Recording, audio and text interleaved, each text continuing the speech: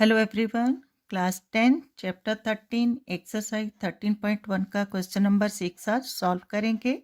Question है our medicine capsule is in the shape of a cylinder with two hemispheres stuck to each of its ends.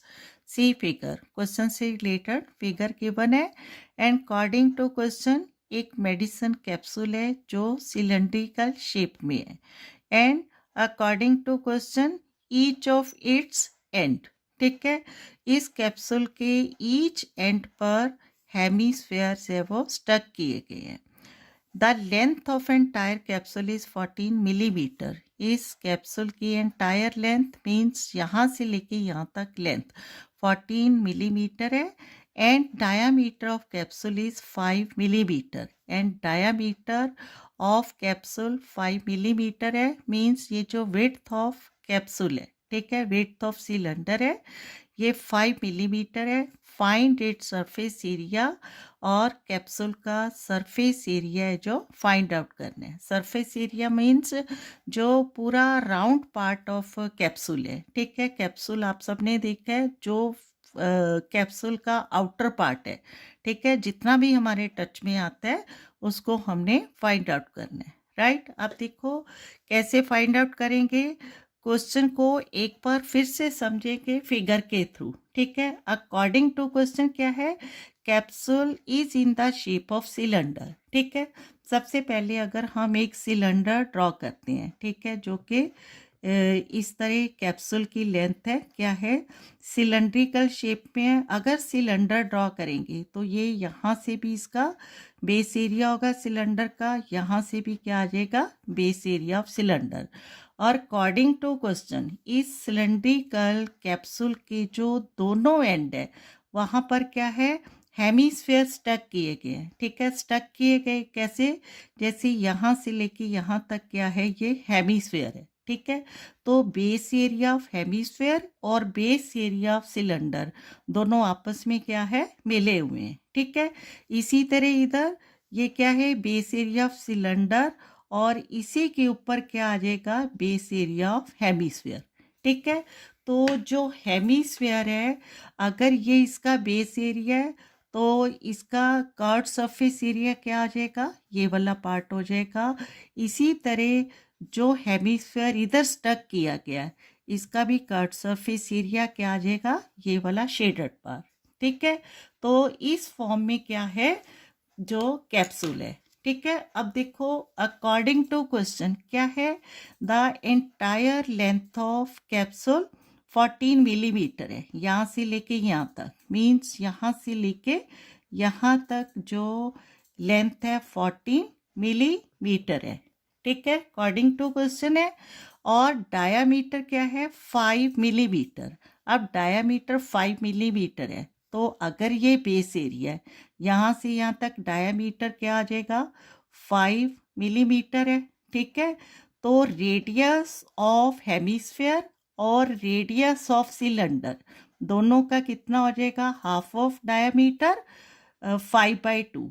ठीक है, means 5/2 अगर उसको calculate करेंगे, divide करेंगे 5 को 2 से तो कितना आ जाएगा, 2.5 मिलीमीटर। ठीक है, मीन्स रेडियस ऑफ सिलेंडर और रेडियस ऑफ हेमिस्फेयर कितना आ जाएगा, 2.5 millimetre. Same here radius of cylinder, ठीक है, एंड रेडियस ऑफ हेमिस्फेयर कितना आ जाएगा, 2.5 मिलीमीटर।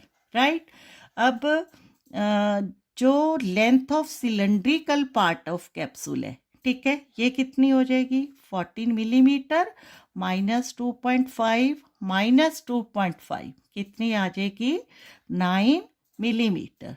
ठीक है, तो फाइनली हमें क्या फाइंड आउट करना है, curved surface area of cylinder.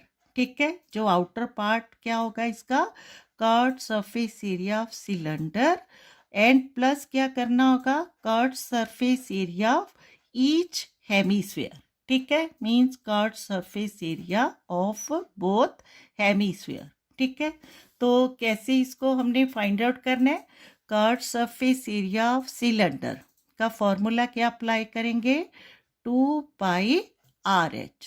ठीक है, और प्लस इसमें क्या करेंगे, curve surface area of each hemisphere, 2 hemisphere है तो 2 into curve surface area of hemisphere 2 pi r square.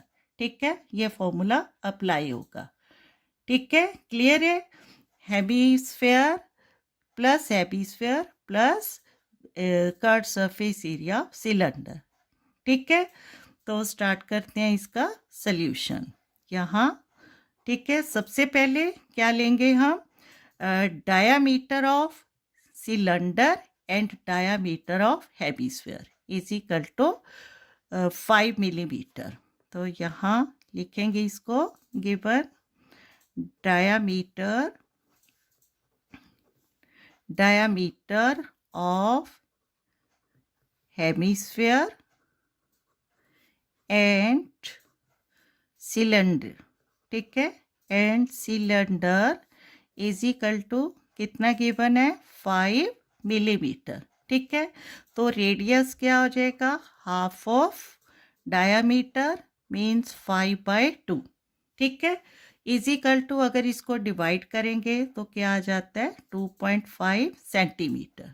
ठीक है, और क्या हमें गिवन है, लेंथ ऑफ कैप्सूल। ठीक है, गिवन क्या है, लेंथ ऑफ कैप्सूल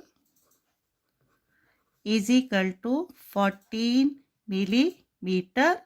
तो देयरफॉर क्या आ जाएगा, length of the cylindrical part. ठीक है, length of the cylindrical part is equal to 14 minus 5। ठीक है, कैसे 5, 2.5 प्लस 2.5 कितना हो जाएगा, 5 इज इक्वल टू 9 मिलीमीटर। ठीक है, अब according to question surface area of capsule है वो फाइंड आउट करना है। तो यहाँ सरफेस एरिया ऑफ कैप्सूल, ठीक है, कैप्सूल इज इक्वल टू क्या आ जाएगा, curved surface area of cylinder. ठीक है, कर्व्ड इसका शॉर्ट फॉर्म लिखेंगे, curved surface area of cylinder plus 2 into curved surface area of each hemisphere,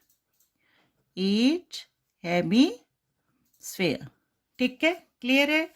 and curved surface area of cylinder 2 pi RH plus 2 into curved surface area of each hemisphere, क्या आ जाएगा, 2 पाई R square.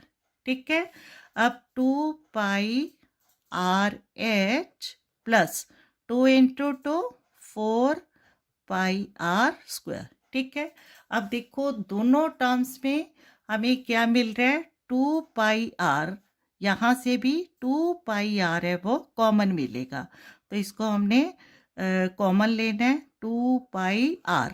ठीक है, 2 पाई R इसमें से हमने bracket के बाहर लिया, अंदर क्या आ जाएगा, H प्लस 4 में से 2 पाई R। ठीक है, 4 में से 2 बाहर है तो 2 आ जाएगा, because 2 to the 4, pi R square में से एक R हमने कॉमन लिया तो यहाँ क्या आ गया, R।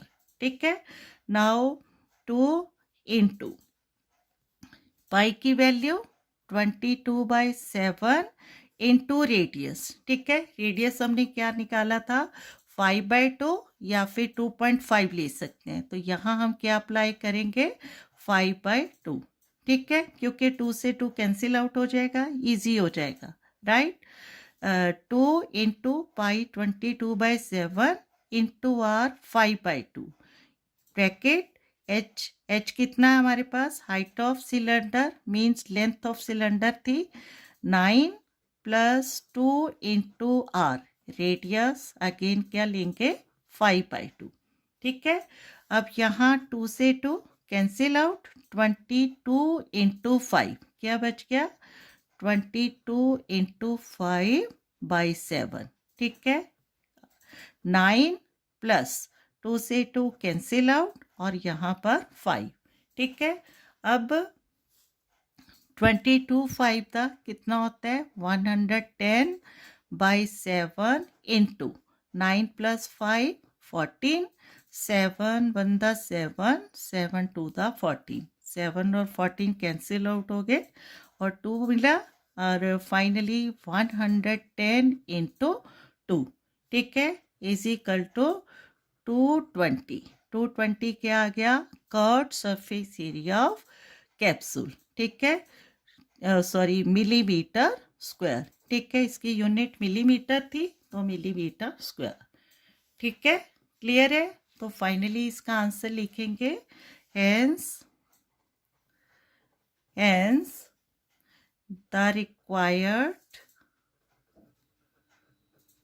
The required surface area of the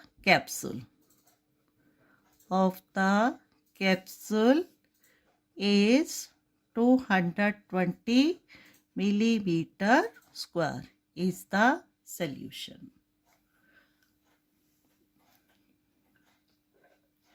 Okay, thank you.